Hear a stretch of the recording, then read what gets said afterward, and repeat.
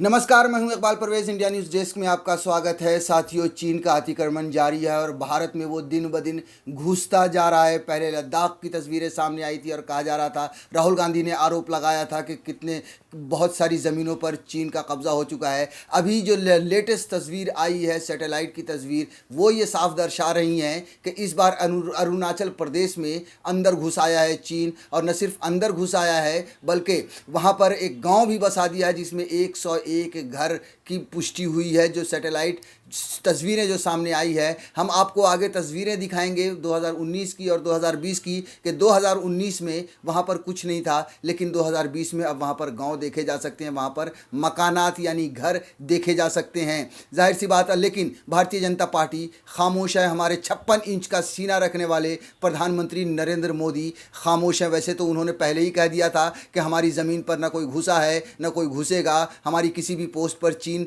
नहीं घुसी है, लेकिन उसके बाद भी उनके दावे जो है सो गलत होते रहे हैं, गलत साबित होते रहे हैं। अब एक बार फिर से ये तस्वीर सामने आई है कि किस तरह से अरुणाचल प्रदेश में एक गांव बसा दिया है चीन ने, मगर अपनी सरकार जो है वो खामोश है। और आम जनता तो क्या, वैसे गोदी मीडिया में इसकी बहस आपको देखने को नहीं मिलेगी, क्योंकि भारतीय जनता पार्टी की ये हार है। भारतीय जनता पार्टी के राज में, मोदी सरकार के राज में चीन अंदर घुस रहा है। अगर दूसरी सरकार होती तो यही चैनल, यही गोदी मीडिया उसके ऊपर ढेर सारे डिबेट करती रहती। सारी वेबसाइट्स ने इसकी खबर को छापी है, लेकिन इसमें महत्वपूर्ण बात यह है कि भारतीय जनता पार्टी के ही सांसद, भारतीय जनता पार्टी के बहुत ही वरिष्ठ नेता और सांसद, राज्यसभा सांसद सुब्रमण्यम स्वामी ने भी भारतीय सरकार को, मोदी सरकार को निशाने पे लिया है और उन्होंने कहा है कि चीन ने गांव बसा लिया है, मगर हमारे रक्षा मंत्री राजनाथ सिंह अभी तक वार्ता ही कर रहे हैं। साथियों, जैसा कि मैंने कहा कि गोदी मीडिया में ये खबर आपको नहीं देखने को मिलेगी ज़्यादा, लेकिन हाँ,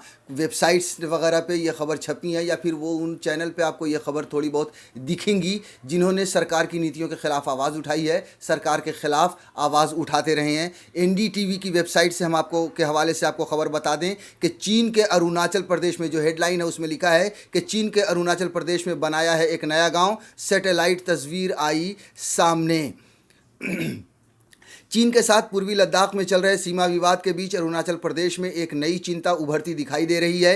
एनडीटीवी को मिली एक्सक्लूसिव सैटेलाइट तस्वीरों में देखा जा सकता है कि चीन ने अरुणाचल प्रदेश में एक नया गांव बसाया है, जहां लगभग 101 घर बने हुए दिखाई दे रहे हैं। 1 नवंबर 2020 को ली गई इन तस्वीरों को लेकर जब एनडीटीवी ने कई विशेषज्ञों को संपर्क किया तो उन्होंने इसकी पुष्टि की कि यह गाँव भारत के वास्तविक सीमा के 4.5 किलोमीटर अंदर बना हुआ है और भारत के लिए बड़ी चिंता का विषय होगा। वैसे चिंता का विषय भारत के लिए हो सकता है, भारत की जनता के लिए हो सकता है, लेकिन सरकार जिस तरह से चुप्पी साधे हुई है और सरकार जिस तरह से चीन से डर कर दुबक कर बैठी हुई है, ये लगता नहीं है कि मोदी सरकार को इसकी कोई चिंता है।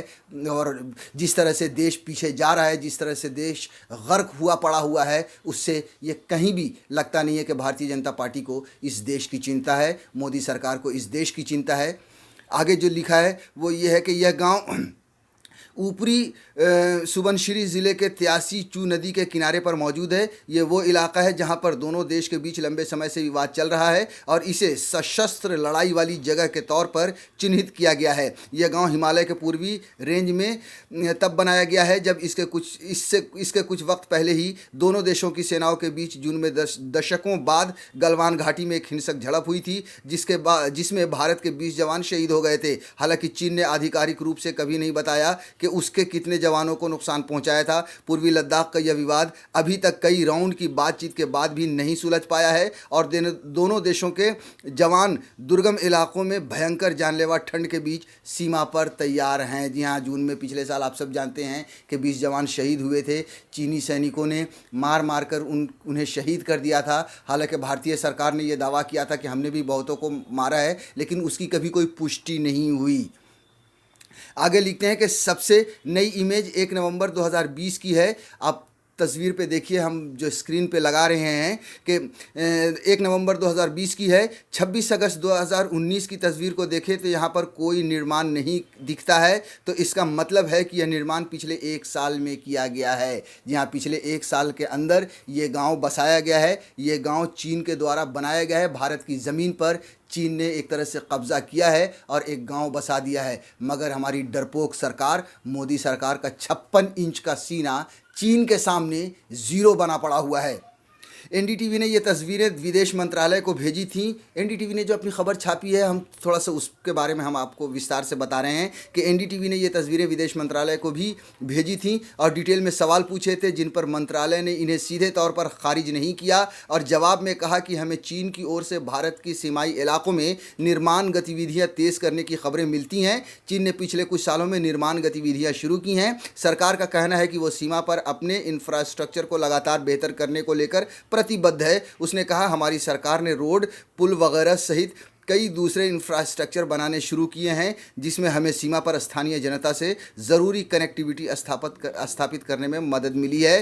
जी हाँ, जब भी अगर आप देखिए गोदी मीडिया में जब आप खबर देखते हैं तो हमेशा ये देखते हैं कि चीन को जवाब देने के लिए भारत तैयार, इंफ्रास्ट्रक्चर भारत बना रहा है, भारत जो सड़कें बना रहा है उसकी तस्वीरें दिखाते हैं और उस पर डिबेट कराते हैं। जितने भी अंधभक्त हैं उन्हें टीवी पर बिठा के डिबेट कराया जाता है और मोदी के गुणगान गाए जाते हैं। मगर गोदी मीडिया ये नहीं दिखाती कि भारत की कितनी ज़मीन पर चीनी घुसे हैं, कितनी ज़मीन पर चीनियों ने कब्ज़ा किया है या कहाँ गाँव बनाया है, ये कभी भी गोदी मीडिया नहीं दिखाती है। ये इस देश को समझना बहुत ज़रूरी है कि किस तरह की सरकार है और सरकार ने किस तरह से गोदी मीडिया को ऐसा घुमाया है कि वो आप तक सही जानकारी तक नहीं पहुंचाती है गोदी मीडिया।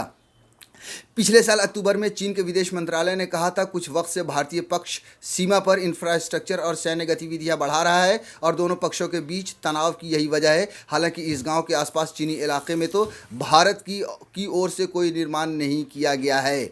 जी हाँ, यहाँ तक कि नवंबर 2020 में जब यह सैटेलाइट इमेज ली गई थी, अरुणाचल से बीजेपी के सांसद तापिर गांव ने लोकसभा में अपने राज्य में चीनी घुसपैठ को लेकर चेतावनी दी थी। उन्होंने ख़ास तौर पर ऊपरी खुबनशिरी ज़िले का जिक्र किया था। आज सुबह उन्होंने एनडीटीवी को बताया कि चीन ने जो निर्माण किए हैं उसमें डबल लेन की एक रोड भी शामिल है। उन्होंने कहा, निर्माण कार्य अभी भी चल रहा है। अगर आप सुबनशिरी ज़िले में नदी के किनारे वाले रास्ते को देखें तो यहाँ पर चीन कम से कम 60 से 70 किलोमीटर अंदर घुस आया है। स्थानीय रूप से लेंसी नदी के रूप में जानी जाने वाली नदी जो सुबनशिरी नदी की ओर बढ़ती है के किनारे चीन एक रोड बना रहा है। जी हाँ, ये भारतीय जनता पार्टी के नेता हैं जिन्होंने ये बताया है एनडीटीवी से।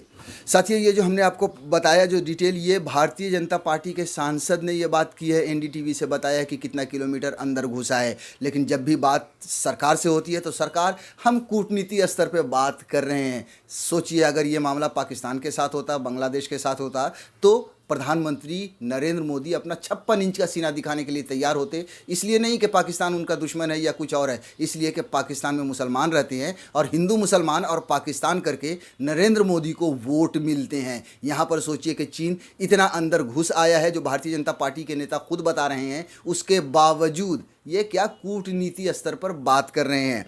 विदेश मंत्रालय ने इस सवाल पर कि क्या चीन के सामने कूटनीतिक रूप से यह मुद्दा उठाया गया है, कोई सीधा जवाब नहीं दिया। लेकिन उसने एनडीटीवी से कहा कि सरकार भारत की सुरक्षा से जुड़े हर डेवलपमेंट पर लगातार नज़र रखती है और अपनी क्षेत्रीय अखंडता को बनाए रखने के लिए हर ज़रूरी कदम उठाती है। ये जो आर्टिकल है एनडीटीवी पे जो खबर छपी है, ये बहुत लंबी खबर है। हम थोड़ा सा इसको छोटा करके हम आपको बता रहे हैं। आखिरी जो पैराग्राफ है उसमें लिखा है कि गूगल अर्थ की तस्वीर भी दिखाती हैं कि ये गांव मैकमोहन लाइन के दक्षिण में है, जो भारत के उत्तर पूर्वी सीमा और तिब्बत के बीच पड़ती है। नई दिल्ली इस इलाके में भारत और चीन के बीच की सीमा मानता है। हालांकि चीन इस सीमा को विवादित मानता है। साथियों, भारत सरकार या मोदी सरकार के इस डर की वजह से जिस तरह चीन दिन ब दिन घुसता आ रहा है, मगर ये आम जनता तक खबर नहीं पहुंच पाती है, गोदी मीडिया की सरकार की चाटुकारिता की वजह से। लेकिन कुछ लोग ऐसे भी हैं जो भारतीय जनता पार्टी में रहकर भी इस सवाल को उठाते रहे हैं। सुब्रमण्यम स्वामी ने पहले भी इस सवाल को उठाया है और इस बार भी उन्होंने उठाया। साथियों, जैसा कि हमने आपको तस्वीर भी दिखाया 2019 की भी और 2020 की भी, ये जो छपी है एनडीटीवी के वेबसाइट पर, उसको देखकर ये कहना गलत नहीं होगा कि भारतीय सरकार, मोदी सरकार डर के मारे, दुबक के मारे बैठी हुई है और इस खबर को छुपा रही है। वैसे भी आपने सुना होगा कि प्रधानमंत्री नरेंद्र मोदी विस्तारवादी का कहते हैं, लेकिन कभी चीन का नाम तक नहीं लेते हैं। उनके दिल में इतना भय बना हुआ है चीन के लिए, न जाने ये भय किस चीज़ का है। लेकिन गोदी मीडिया उसे लेकर, और गोदी मीडिया भी इस खबर को ज़्यादातर छुपाए ही रखती है। मगर जैसा कि हमने अभी बताया कि जिस तरह से तस्वीर हमने दिखाई उसको देखकर ये कहना गलत नहीं होगा कि राहुल गांधी जिस तरह से दावा कर रहे हैं और जिस तरह से इन खबरों में दावा किया जा रहा है, ये कहना गलत नहीं होगा कि भारत की ज़मीन पर चीन घुस आया है, भारत की ज़मीन पर चीन ने कब्ज़ा कर लिया है और वो धीरे धीरे अंदर ही बढ़ रहा है।